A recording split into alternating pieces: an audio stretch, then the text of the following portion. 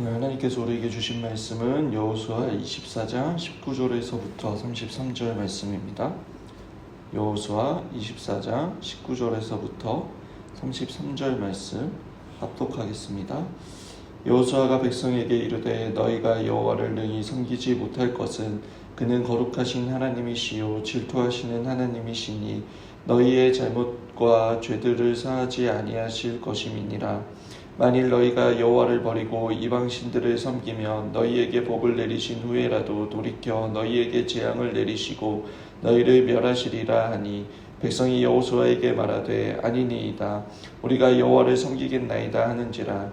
여호수아가 백성에게 이르되 너희가 여호와를 택하고 그를 섬기리라 하였으니 스스로 증인이 되었느니라 하니 그들이 이르되 우리가 증인이 되었나이다 하더라. 여호수아가 이르되 그러면 이제 너희 중에 있는 이방신들을 치워버리고 너희 마음을 이스라엘의 하나님 여호와께로 향하라 하니 백성이 여호수아에게 말하되 우리가 하나님 여호와를 우리가 섬기고 그의 목소리를 우리가 청종하리이다 하는지라. 그날에 여호수아가 세겜에서 백성과 더불어 언약을 맺고 그들을 위하여 율례와 법도를 제정하였더라.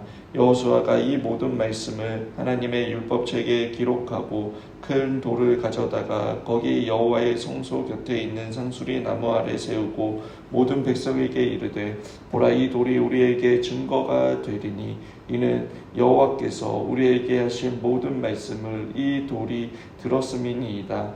그런즉 너희가 너희 하나님을 부인하지 못하도록 이 돌이 증거가 되리라 하고 백성을 보내어 각기 기업으로 돌아가게 하였더라. 이 후에 여호와의 종 눈의 아들 여호수아가 110세에 죽음에 그들이 그의 기업을 경내 딥낫세라에 장사하였으니 딥낫세라는 에브라임 산지 가스산 북쪽이었더라. 이스라엘이 여호수아가 사는 날 동안과 여호수아 뒤에 생존한 장로들 곧 여호와께서 이스라엘을 위하여 행하신 모든 일을 아는 자들이 사는 날 동안 여호와를 섬겼더라. 또 이스라엘 자손이 애굽에서 가져온 요셉의 뼈를 세겜에 장사하였으니 이곳은 야곱이 크시타를 주고 세겜의 아버지 하몰의 자손들에게서 산 밭이라. 그것이 요셉의 기업이 되었더라. 아론의 아들 엘르아살도 죽음에 그들이 그의 아들 비느하스가 에브라임 산지에서 받은 산에 장사하였더라. 아멘. 어제 본문에 이어 여호수아의 고별 설교와 함께 그 설교를 바탕으로 세운 세겜 언약과 여호수아의 죽음에 대해 기록하고 있습니다. 어제 고별 설교의 핵심이 무엇입니까? 하나님께서 이스라엘에게 약속하신 언약을 신실하게 지키셨던 것처럼 너희 역시 여호와를 경외하며 온전함과 진실함으로 그를 섬기라는 것이었습니다. 백성들은 당연히 여호와를 섬기겠다라고 약속합니다. 그러나 여호수아의 반응은 어떻습니까? 19절에 여호수아가 백성에게 이르되 너희가 여호와를 능히 섬기지 못할 것은 그는 거룩하신 하나님이시요 질투하시는 하나님이시니 너희의 잘못과 죄들을 사하지 아니할 것임이라 라고 말합니다. 그들은 여호수아의 설교를 듣고 여호와를 섬기겠다라고 말은 하였지만 자신들이 한 말이 정확히 무슨 뜻인지 몰랐습니다. 그래서 여호수아는 그들의 말을 부정한 것입니다. 여호와만을 섬기겠다라는 것은 다른 신들을 버릴 때에만 가능한 것입니다. 여호와 하나님만을 사랑할 때에만 우상을 섬기지 않을 수 있는 것입니다.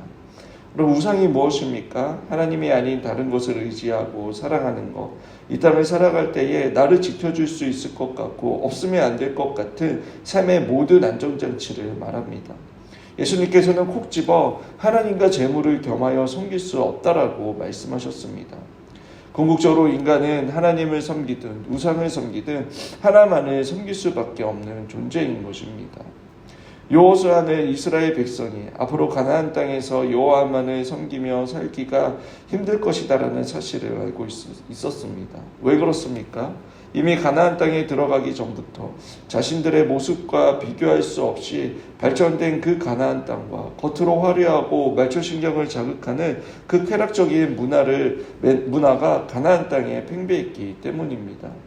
그것들을 하나둘씩 체험하면서 보인 반응을 통해 충분히 여호수아는 짐작할 수 있었습니다.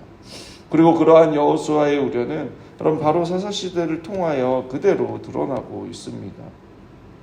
여호수아는 이스라엘 백성들이 여호와를 섬기지 못하는 이유를 두 가지로 말하고 있습니다. 하나는 하나님이 거룩한 분이시기 때문이라고 말합니다. 단어 그 자체만으로 본다면 여러분 거룩이라는 단어가 어울리는 존재는 오직 여호와 하나님밖에 없습니다. 왜냐하면 아시다시피 거룩이라는 뜻이 구별되다입니다. 그렇게 이 땅의 피조물과 구별되는 존재는 창조주이신 여호와 하나님밖에 없는 것입니다. 하나님이 거룩하시다라는 말은 우리와 전적으로 다르다라는 표현입니다. 웨스터민스터 소요리 문답 3문에 하나님은 어떠한 분이십니까? 라는 질문에 하나님은 영이시며 그분의 존재와 지혜와 권능과 거룩하심과 의로우심과 선하심과 인자하심과 진실하심이 무한하시며 무궁하시고 불변하시는 분이십니다. 라고 정의하고 있습니다. 또한 하나님은 죄와 악이 없으신 분이십니다. 그렇게 전적으로 타락하고 부패한 인간은 여러분 하나님을 볼 수도 알 수도 없는 그러한 무지한 존재인 것입니다. 여기서 중요한 신학적 명제가 있습니다. 유한은 무한을 알 수도 없고 담을 수 없다. 즉 무한하신 하나님께서 유한한 인간에게 찾아와 주셔야지만 그 하나님을 알 수 있고 만날 수 있다라는 것입니다. 그래서 사람들은 보이지 않는 하나님을 여러분 자기 손에 잡히는 대상으로 끊어내리려고 하는 것입니다. 영이신 하나님을 형상으로 만들어냅니다. 또는 어떠한 거대한 사상을 신으로 만들어 여러분 세상을 움직이려고 합니다. 그들이 원하는 하나님을 만들어 그들의 욕망을 이루기 위해 우상을 만드는 것입니다. 그러나 하나님은 그 어떠한 것도 거부하시며 말씀으로 자신을 온전히 계시해 주셨고 또 성령을 통하여 우리에게 참된 믿음과 회개를 통해 내주해 주심으로 서로 교통함으로 교제하기를 원하시는 것입니다. 두 번째로 하나님은 질투하는 하나님이시기 때문에 그들은 능히 섬기지 못한다라고 말합니다. 여기서 질투라는 단어는 여러분 우리가 이해하기 쉽게 하나님께서 자신을 낮추시며 표현하신 것입니다. 여러분들도 질투를 느껴보셨을 것입니다. 나에게 특별한 대상이 내가 아닌 타자에게 더 관심을 갖거나 눈길을 돌릴 때에 느끼는 감정입니다. 이처럼 하나님이 질투하신다라는 것은 하나님이 자기 백성을 특별하게 생각하신다라는 것입니다. 하나님께서 자신이 백성을 특별하게 대해 주시고 또 특별하게 사랑하시는 것처럼 하나님의 백성들 역시 하나님만을 사랑하고 하나님께만 영광 돌리기를 원하시는 것입니다. 앞에 하나님의 속성상 하나님의 사랑은 영원하시고 무한하시며 변함이 없으신데 여러분 하나님의 백성이 하나님과 겸하여 다른 우상을 섬기고 하나님의 말씀을 기준으로 삼지 않고 불순종하며 불의의 지체로 자신을 바친다면 여러분 스스로 하나님의 진노와 저주를 쌓는 것이며 멸망의 길로 걸어가는 것입니다. 어떠한 사람은 하나님이 질투하신다라는 말을 받아들이지 않습니다. 또 어떠한 사람은 신선모독이라고 생각하는 사람들도 있고 또 어떠한 사람은 신이 질투를 느낀다며 너무 속 좁은 존재가 아니냐라고 비웃기도 합니다. 하지만 삼위 하나님께서 저와 여러분을 구원하시기 위해 하신 일을 생각한다면 여러분 그 어떠한 표현보다 질투하시는 하나님이 마음에 확 와닿을 것입니다. 하나님의 사랑을 경험한 사람만이 질투하시는 하나님에 대한 참된 의미를 깨닫게 될 것입니다. 그리고 그리스도 안에서 참된 평화와 안식, 기쁨과 만족을 누리는 사람이 여러분 하나님의 질투를 더 두려워할 수 있는 것입니다. 계속해서 여호수아의 경고에 이어 21절에 여러분 이스라엘 백성들은 다시 한번 말합니다. 우리가 여호와를 섬기겠다라고 말합니다. 그 뒤에 여호수아 백성이 마치 교동문을 나누어 읽듯이 문답을 반복하고 있습니다. 그리고 25절에 그날에 여호수아가 세겜에서 백성과 더불어 언약을 맺고 그들을 위하여 율례와 법도를 제정하였더라라고 말합니다. 세겜에서의 고별 설교가 다시 언약을 세움으로 아름답게 마무리가 되었습니다. 무엇보다 자신들이 원하는 대로 또 자신들이 하고 싶은 대로 하나님을 경외하고 섬기는 것이 아니라 율례와 법도, 즉 하나님께서 주시는 율법을 통하여 하나님을 섬기겠다라고 말합니다. 그리고 그 이후 이스라엘은 율법을 중심으로 한 신정국가가 세워졌습니다. 하나님과 언약을 맺는다라는 것은 여러분 하나님이 거룩하시고 질투하신다라는 것을 영혼 깊이 받아들인다라는 것입니다. 즉 오직 하나님만을 사랑하고 섬기며 삶의 절대 기준으로 삼겠다라는 그 결단이 바로 하나님과의 언약을 맺는다라는 의미인 것입니다. 이에 근거하여 하나님께서는 여러분 이스라엘에게 사랑과 그들의 모든 필요를 공급해 주시고 이스라엘은 그 사랑과 은혜의 반응으로 하나님을 사랑하고 순종함으로 하나님의 백성으로서 22절과 23절에 나오듯 그 증인된 삶을 살아가는 것입니다. 오늘 우리에게 있어 하나님의 언약은 예수 그리스도를 통해 맺어진 새 언약입니다. 우리의 행위로 언약을 유지하고 지켜가는 것이 아니라 예수 그리스도의 은혜로 맺어진 언약입니다. 이스라엘 백성들이 가나안 땅의 우상에 유혹받고 넘어갔듯이 여러분 오늘 우리에게 있어서는 만몬 즉 물질의 우상으로부터 쉽게 유혹을 받으며 넘어집니다. 또 하나님과의 일정한 거리를 유지하며 자신의 힘으로 세상에서 성공해 보이고 싶어하고 또 다른 사람들의 인정을 받으며 스스로 높아지려고 하는 그 욕망에 사로잡힐 때도 있습니다.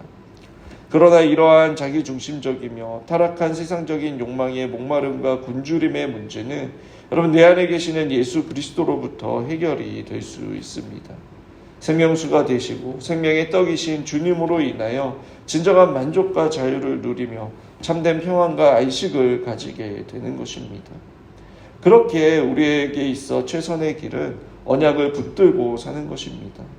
말씀을 읽고 묵상하고 또 설교와 성경 공부를 통해 삼위 하나님을 알아가고 기도하고 교회와 세상을 섬기는 그 모든 것이 어떻게 보면 언약을 갱신하며 우리의 믿음을 견고히 하는 것입니다. 때로는 불확실한 미래 때문에 분명한 것이 손에 잡히지 않아서 불안해질 때도 있습니다.